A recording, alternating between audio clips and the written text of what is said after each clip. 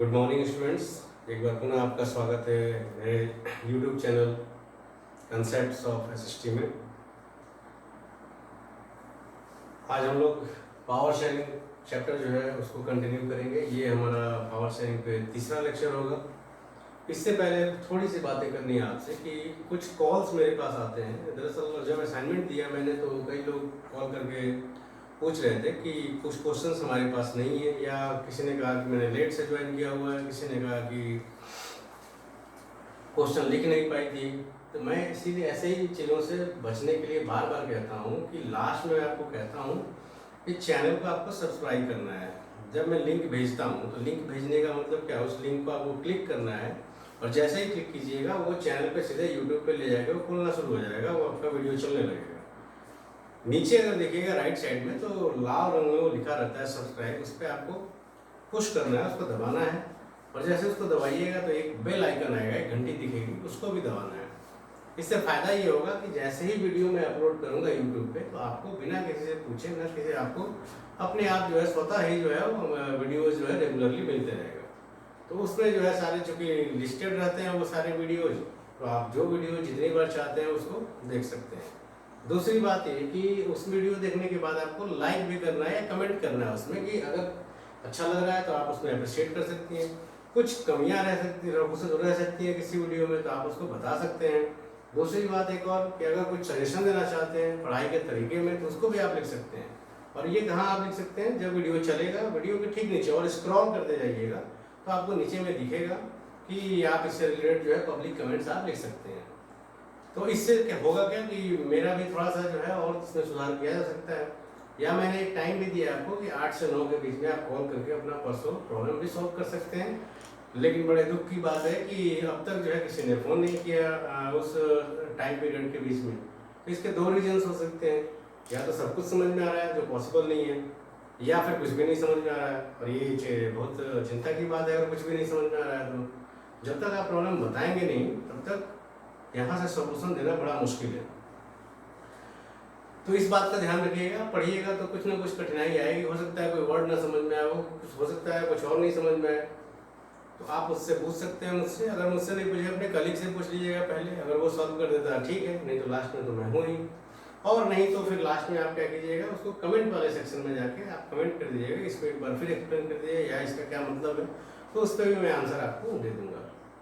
तो मेरे हिसाब से अब आप ये ध्यान रखिएगा। और आज मैं जो वीडियो बना रहा हूँ उसको मैं आपको लिंक भेजूंगा नहीं, आपको स्वयं से जाना है और जिसको प्रॉब्लम होगा वो लिंक मुझसे मांग लेगा। लेकिन सब्सक्राइब चैनल को कर लीजिएगा और बेल आइकन दबा दीजिएगा। जैसे बेल आइकन दबाइएगा अगले बार से आपको प्रॉब्लम नहीं होगा कि मेरा ये सेक्शन छूट गया है और ये बचा हुआ है। आपको सारी चीज़ ऑनलाइन उपलब्ध रहेगा। Thank you. तो आगे बढ़ते हैं हम लोग पावर शेयरिंग में। हम लोग देख लीजिए, दो केस देखे, एक तो श्रीलंका का देखे हैं और दूसरा बेल्जियम का देखे हैं। श्रीलंका में हमने दोनों का एथनिक कंपोजिशन भी पढ़ा है। श्रीलंका में हमने ये भी पढ़ लिया कि श्रीलंका जो है वो चूँकि मेजोरिटेरियनिज्म का पॉलिसी अपनाया, इसलिए वहाँ पे फाइनली क्या हुआ कि तमिल लोगों के साथ काफ़ी भेदभाव हुआ और परिणाम स्वरूप जो है श्रीलंका में जो है एक सिविल वार स्टार्ट हो गया, जिसके कारण जो है उसकी इकोनॉमिक जो थी वो काफ़ी बुरी तरीके से प्रभावित होगी। जो मेंटल पीस का जो स्थिति था वहाँ पे वो नुकसानदायक रह गया। अब दूसरा जो केस हम लोगों को देखेंगे कि बेल्जियम ने क्या किया। श्रीलंका में तो हमने देख लिया कि श्रीलंका में जो मेजॉरिटी कम्युनिटी है उसने पावर को शेयर नहीं किया, शेयर करने से उसने मना कर दिया। परिणाम ये हुआ कि जो माइनॉरिटी कम्युनिटी थी उसने जो है पावर को शेयर करवाने के लिए लड़ाई शुरू कर दिया, जिसके परिणाम अंततः काफ़ी जो है नकारात्मक निकले। अब हम लोग जरा बेल्जियम का देखते हैं कि बेल्जियम ने क्या किया, क्योंकि बेल्जियम का भी वही मोर और लेस जो है यहाँ पे डिफरेंट टाइप्स के एथनिक कंपोजिशन वाले लोग रहते हैं। यहाँ जो मेजॉरिटी पॉपुलेशन है वो कौन सा लैंग्वेज बोल रही है, डच बोल रही है, और माइनॉरिटी जो है वो फ्रेंच बोलती है। दिक्कत ये है कि फ्रेंच वाले जो है काफ़ी इकोनॉमिकली स्ट्रॉन्ग है, रिसोर्सेज जो है रिसोर्सेज पे इनका पहुंच ज़्यादा है। धीरे धीरे जैसे जैसे डच लोगों में जो है एजुकेशन बढ़ते चला जा रहा है, वैसे वैसे ये लोग जो है डिमांड करने लगे हैं कि पावर शेयरिंग में हमारा भी पार्टिसिपेशन होना चाहिए। और इसके परिणाम स्वरूप दोनों समुदायों के बीच में काफ़ी टेंस सिचुएशन हो रहा है। लेकिन बेल्जियम ने जो सिस्टम अपनाया यहाँ पे काफ़ी स्मार्टली उन लोगों ने काम किया और 1970 से लेकर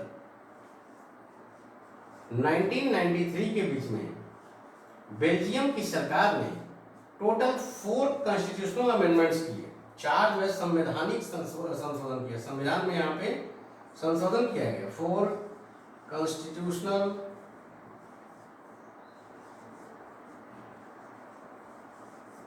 अमेंडमेंट्स।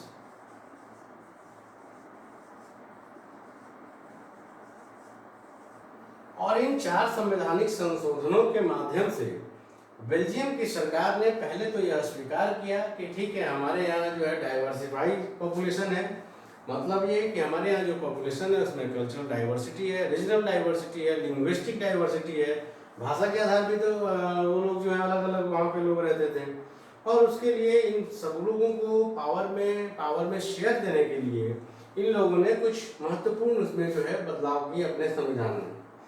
पहला इसमें काम किया गया इसमें कि पहला जो कॉन्स्टिट्यूशनल अमेंडमेंट किया गया उसके तहत जो है ये तय किया गया कि जो सेंट्रल गवर्नमेंट होगी, गवर्नमेंट जो है जहाँ जहाँ फेडरल गवर्नमेंट है, हम लोग अगले चैप्टर में इसको डिटेल में पढ़ेंगे कि फेडरल गवर्नमेंट क्या होती है। आप यहाँ समझने के लिए बस इतना जानिए कि इंडिया में जो गवर्नमेंट का टाइप है उसको हम लोग फेडरल गवर्नमेंट कहते हैं।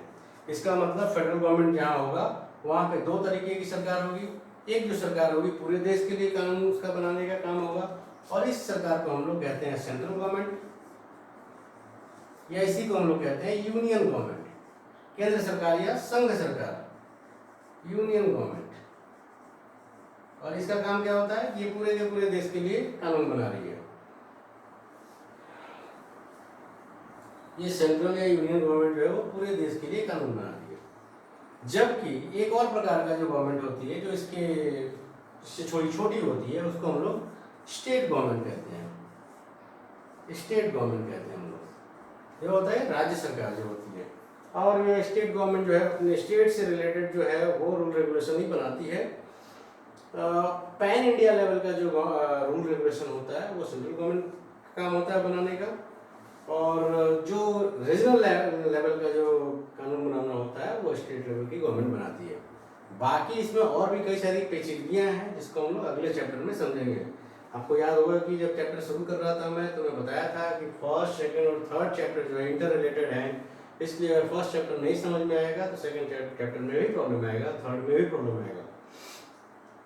तो पहला अमेंडमेंट बेल्जियम की गवर्नमेंट ने ये किया कि उसने जो है सेंट्रल लेवल पे जो सरकार थी, जो केंद्र में सरकार थी, वहाँ पे जो नंबर ऑफ मिनिस्टर्स होते थे, मंत्रियों की संख्या जो है वो दोनों कम्युनिटी से इक्वल की थी। मतलब कि सपोज कीजिए कि केंद्र में जो है टोटल 80 मिनिस्टर्स बनाए जाने हैं, 80 मिनिस्टर्स टोटल केंद्र सरकार में बेल्जियम के बनाए जाने हैं।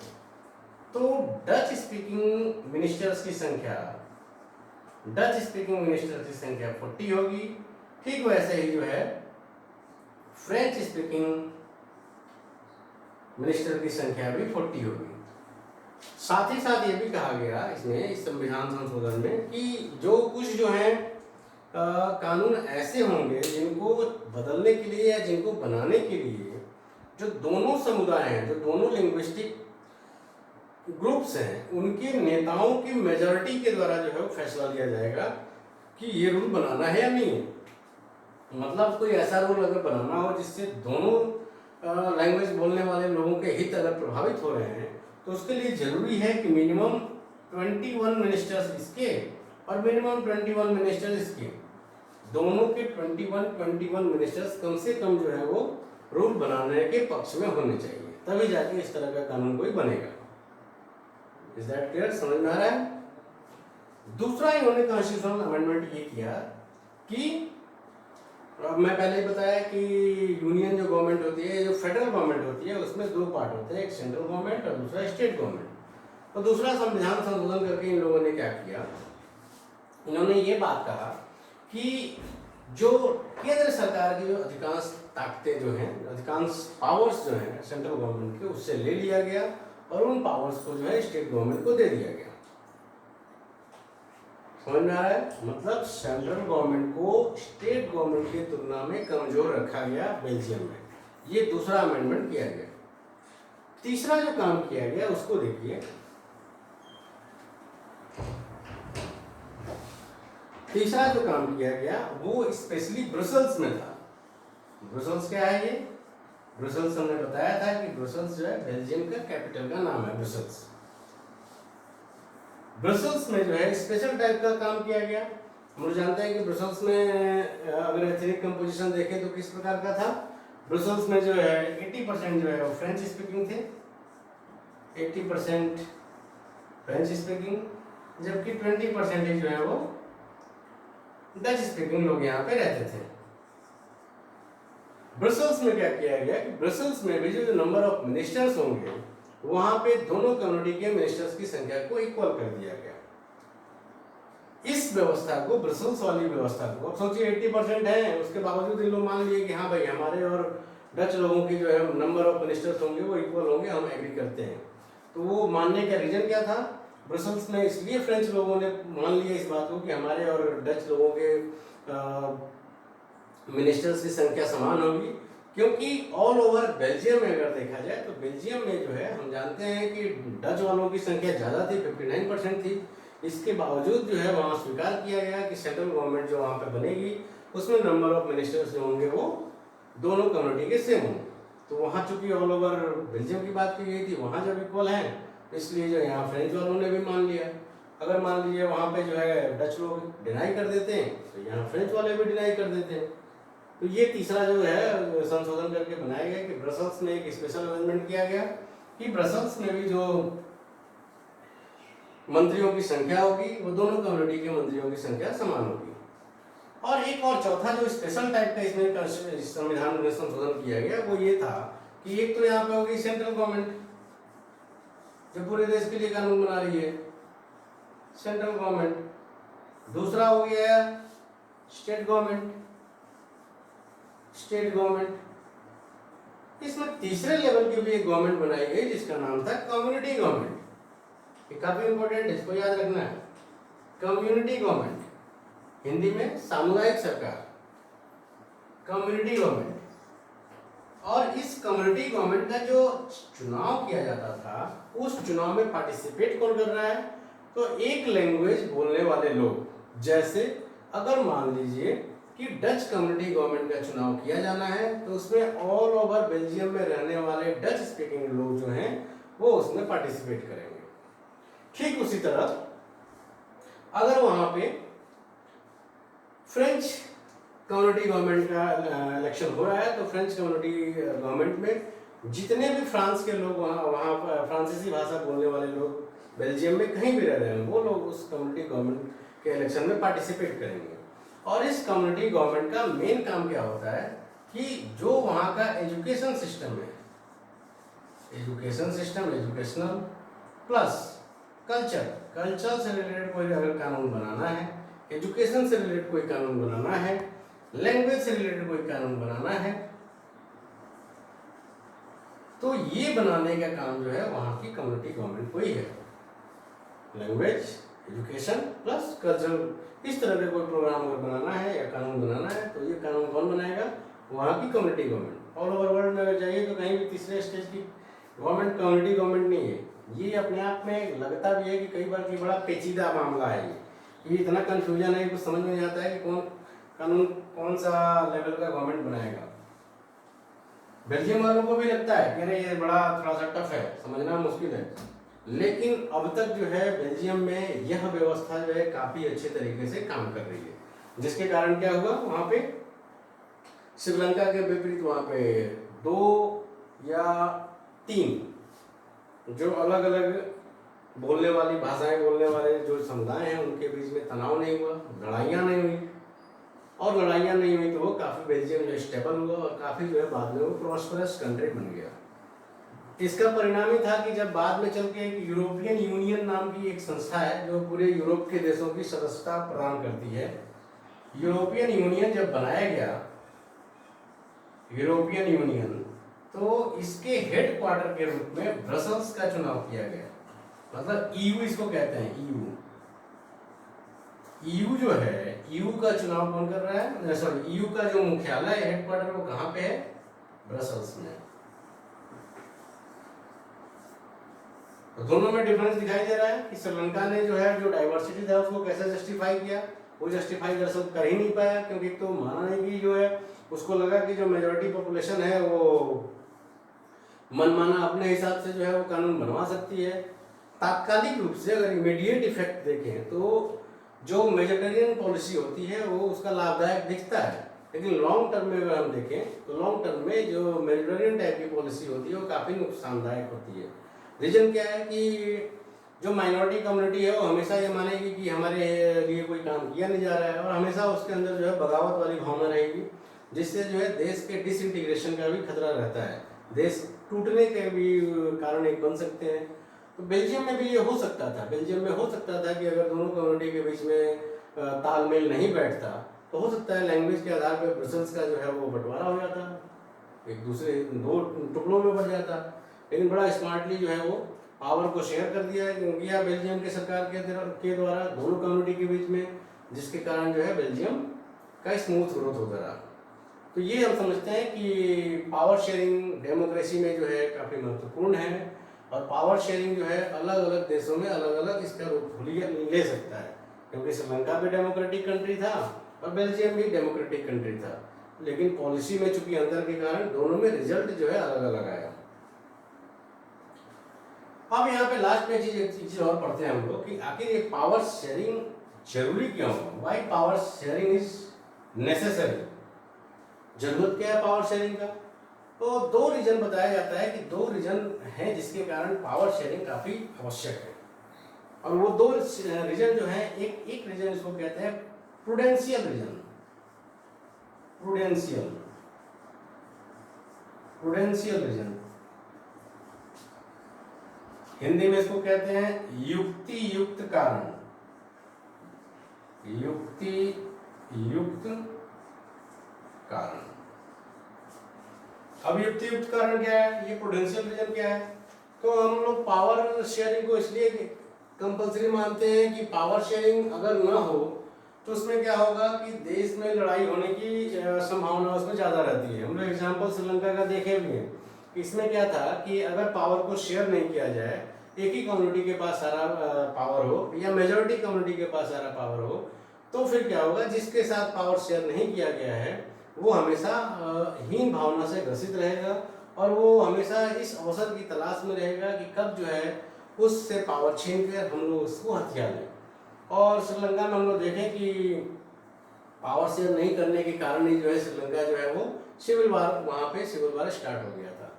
तो एक रीजन जो हम मानते हैं कि पावर शेयरिंग डेमोक्रेसी में क्यों कंपलसरी है, तो उसको हम लोग कहते हैं कि पावर शेयरिंग इसलिए ज़रूरत है डेमोक्रेसी में कि अगर पावर शेयरिंग नहीं करेंगे हम तो पावर शेयरिंग के अभाव में वहाँ पे जो है इनस्टेबिलिटी आएगा, पॉलिटिकल इंस्टेबिलिटी आएगा, और पॉलिटिकल इंस्टेबिलिटी आने से देश के डिसइंटीग्रेशन का खतरा रहेगा।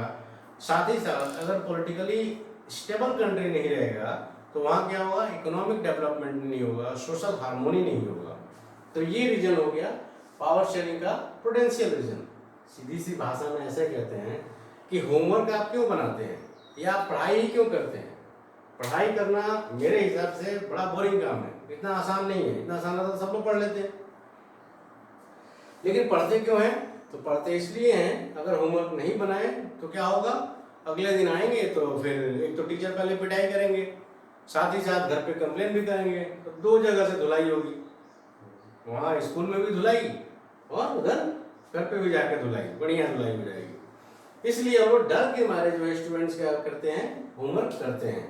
तो होमवर्क करने के इस रीजन को हम लोग क्या कहेंगे, प्रूडेंशियल रीजन, युक्ति युक्त कारण। अब दूसरा रीजन देखें कि पावर शेयरिंग क्यों जरूरी है, तो दूसरे रीजन को हम लोग कहते हैं कि दूसरा जो रीजन है उसको हम लोग कहते हैं मोरल रीजन, नैतिक कारण के कारण जो है हम लोग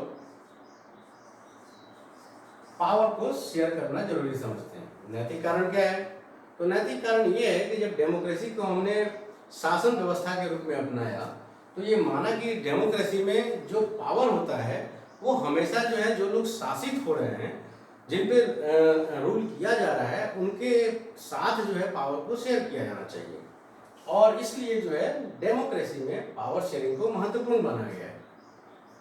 इसको हम लोग हिंदी में क्या कहते हैं, नैतिक कारण।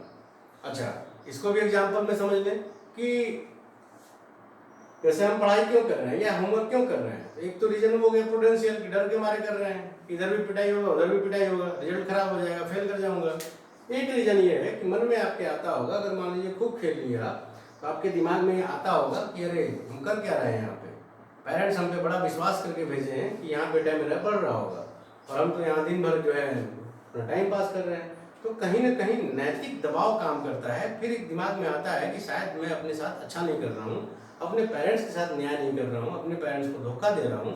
और जब ये बात जब बच्चे के मन में घर कर जाती है तब उसको लगता है कि नहीं, मुझे खेलना नहीं बल्कि मुझे पढ़ाई करना चाहिए। और टैबलेट वगैरह में जो है क्या करना चाहिए, टैब में जो है गेम नहीं खेलना चाहिए, यूट्यूब चैनल नहीं देखना चाहिए, बल्कि क्या करना चाहिए, ज़्यादा से ज़्यादा मात्रा में पढ़ाई करना चाहिए। तो वो हो गया मोरल रीजन। तो ये दोनों रीजन है जिसके कारण पावर शेयरिंग आवश्यक है। जब भी क्वेश्चन आएगा कि पावर शेयरिंग के लिए जो है प्रूडेंशियल रीजन बताएं तो प्रूडेंशियल रीजन को एक्सप्लेन करना विद एग्जांपल, वैसे ही मोरल रीजन बताएं तो मोरल रीजन के लिए भी जो है उसको शेयर करना है, बताना है विद एग्जांपल कि मोरल रीजन क्यों जरूरी है। मोरल रीजन का मतलब ये कि जब हमने डेमोक्रेसी को एज ए गवर्नेंस अपनाया तो हमने ये बताया कि डेमोक्रेसी का मतलब ये होता है कि पावर जो है, जो लोग रूल हो रहे हैं, जिनके ऊपर शासन किया जा रहा है, उनके साथ जो है क्या करना है, उसको पावर को शेयर करना है। ये हमारा जब व्यवस्था का ही मेन कारण है। तो जब हमने जो लोकतंत्र को अपनाया तो हमने जाहिर सी बात है ये मान लिया है कि सत्ता किसी एक हाथ में नहीं होगी, पावर किसी एक हाथ में नहीं होगा, बल्कि वो इक्वली डिस्ट्रीब्यूटेड होगा। तो इतना क्लियर है। एक टॉपिक और इसका बचता है कि पावर मॉडर्न डेमोक्रेसी में पावर शेयरिंग के कौन कौन से फॉर्म है। तो लास्ट जो हमारा लेक्चर होगा वो अगले क्लास में होगा। और इस वीडियो को मैं अपलोड नहीं करने वाला हूँ, ना ही लिंक भेजने वाला हूँ। इसमें आप लोग सीधे सीधे जाइएगा और आप जो है उसको जिसको दिक्कत होगा इसको अपलोड करने में या डाउनलोड करने में, वो मेरे पास कॉल करेगा या मैसेज करेगा, मैं उसको बता दूंगा। और चैनल को सब्सक्राइब जरूर कीजिएगा। Thank you.